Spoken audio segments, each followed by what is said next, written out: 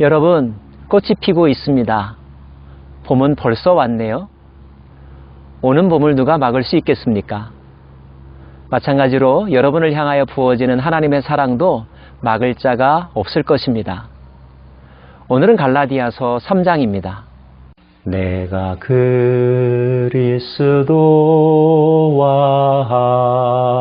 함께 십자가에 못 박혔나니. 여러분도 이 찬양 좋아하시죠? 카메라를 보고 무반주로 혼자 노래하려고 하니까 좀 쑥스럽지만 그러나 분명한 진리가 담겨져 있는 찬양이고 우리가 왜 사는지를 가르쳐주는 고백인 것 같습니다.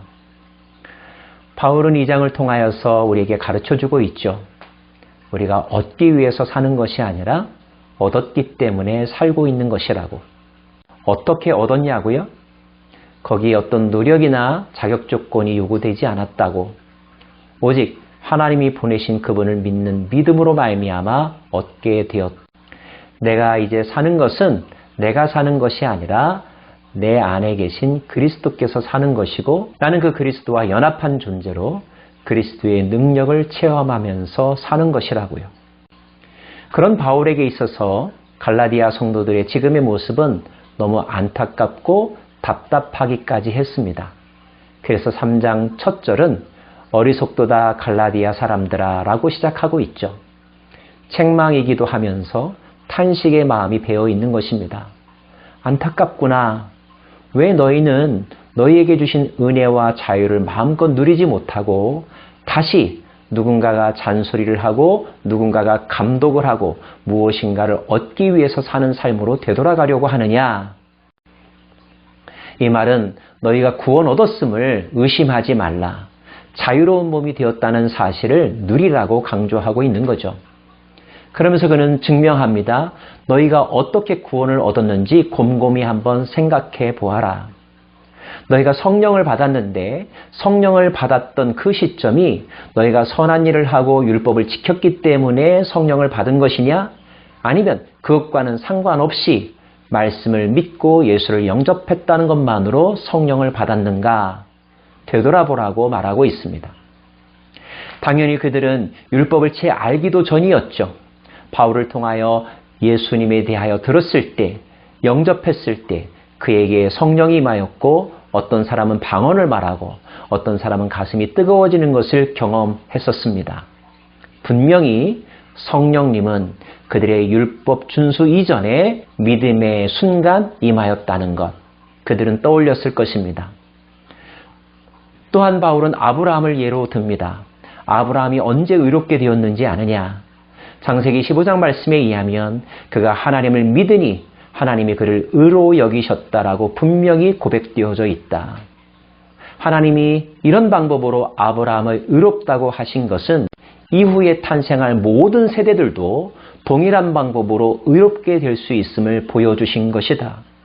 혈통이나 살아온 삶의 역사나 그의 자격 조건에 의해서가 아니라 하나님을 믿는 믿음만 있으면 의롭게 될 수 있는 길을 열어주기 위하여, 보여주기 위하여 하나님은 믿음 하나만을 본 것이다 라고 말하면서 너희들도 그와 같은 사람이 될 수 있다라고 사도 바울은 강조합니다. 심지어 그는 율법은 아브라함이 살았을 때부터 400여 년이 지나고 난 다음에 제정되었고 제도화된 것이라고 말하면서 율법보다 아브라함의 사건이 먼저요, 율법보다 아브라함에게 허락하신 하나님의 은혜가 더 본질적인 것임을 상기시켜주고 있습니다. 바울의 논증이 너무나 정확하고 정곡을 찌르고 있지 않습니까? 여러분도 동의하고 계십니까?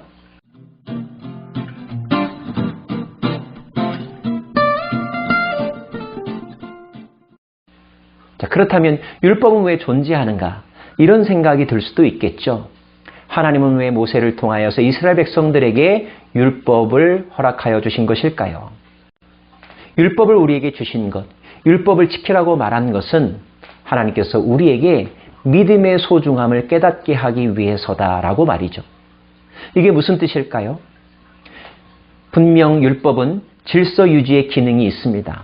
교육의 기능도 있습니다.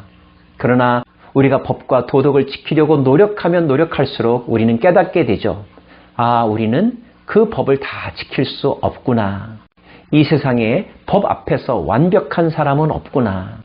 털어서 먼지 안 나는 사람 없다라고 하는 말이 있는 것처럼 말입니다. 그렇다면 우리는 법 앞에서 우리가 유한한 존재라는 것, 불완전한 존재라는 것을 깨닫게 되죠. 그것을 깨달은 사람은 겸손하게 되고요. 법이 아닌 구원의 다른 길을 찾게 되어 있죠. 그 다른 길이 무엇입니까? 바로 믿음의 법입니다. 그렇다고 무작정 믿는 것을 의미하는 것은 아닙니다. 하나님을 믿는 믿음 또는 하나님께서 허락하신 방법을 믿는 믿음입니다. 그것이 바로 당신의 아들을 이 땅에 보내신 것, 예수님을 믿는 것이었습니다. 바울은 예수님이 하나님이 보내신 분이라는 것을 증명하는 것이 바로 부활이라고 말합니다. 그리고 자신이 그 부활하신 주님을 만났다라고 고백하죠. 그러므로 예수님을 믿는 것은 그를 보내신 하나님을 믿는 것이며 하나님을 믿는 믿음이 있는 사람을 하나님은 의롭다고 하시는데 그것이 바로 아브라함을 통하여 증명되었다라고 설명하고 있는 것입니다. 여러분, 이 설명이 귀에 들어오십니까? 다시 말씀드립니다. 예수님을 믿는 것은 예수님을 보내신 하나님을 믿는 것이요. 하나님을 믿는 사람은 의롭다고 하셨는데 그 모델이 바로 아브라함이고 아브라함을 그런 모델로 삼으신 것은 이후의 모든 세대의 사람들도 그와 같이 하면 의롭게 될 수 있음을 보여주기 위함이라는 것입니다. 이 설명이 여러분의 마음 가운데 와 닿는다면 더 이상 흔들리지 마십시오. 오직 의인은 믿음으로 말미암아 산다는 법칙을 굳게 붙잡으십시오. 누가 와서 뭐라고 할지라도 의심하거나 방황하지 않기를 바랍니다.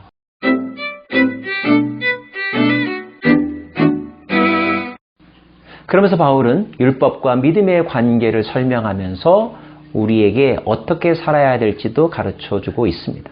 그는 말하기를 율법은 우리를 그리스도에게로, 즉 믿음의 세계로 인도하는 초등교사, 모학선생과 같다라고 말합니다. 가정교사라고 이해하셔도 되는데요. 율법은 즉 가정교사와 같다는 것입니다. 물론 가정교사가 필요할 때가 있습니다. 기본적인 것을 가르쳐주고 공부하는 법을 우리들에게 가르쳐 주니까요. 그러나 언제까지 가정교사를 두고 공부하시겠습니까? 철이 들면 가정교사 없이도 공부하고 자기 개발을 하는 사람이 있습니다. 스스로 공부하고 스스로 목표를 세우고 스스로 도전합니다. 성경은 예수 그리스도의 오심은 우리가 그런 존재가 되었다는 것을 의미한다고 말씀하고 있습니다. 예수께서 이 땅에 오심은 우리의 영적인 수준을 한 단계 업그레이드 해주신 것이라고 볼 수가 있습니다. 우리를 존중해 주신 것이죠. 누가 있으면 행하고 누가 없으면 하지 않는 위선적인 사람으로 본 것이 아니라 누가 있든지 없든지 간에 우리의 인격 자체가 성숙하고 하나님의 형상을 닮은 사람이기 때문에 우리는 질서를 지키고 선을 행할 수 있는 사람이라고 말씀하고 계신 것입니다. 얼마나 기쁘고 자부심이 생기는 일인지 모르겠습니다. 여러분, 예수를 믿음으로 구원 얻는다고 하는 것은 단지 구원의 방법만을 제시하신 것이 아니라 우리 인간이 하나님의 형상을 가진 매우 인격적이고 숭고하며 선을 행할 수 있는 능력의 사람이라고 우리를 자리매김해 주셨다는 것을 의미하는 것입니다. 너희가 다 믿음으로 말미암아 그리스도 예수 안에서 하나님의 아들이 되었으니 누구든지 그리스도와 합하기 위하여 세례를 받은 자는 그리스도로 옷 입었느니라. 너희는 유대인이나 헬라인이나 종이나 자유인이나 남자나 여자나 다 그리스도 안에서 하나이니라. 다 그리스도 안에서 하나님의 아들이니라.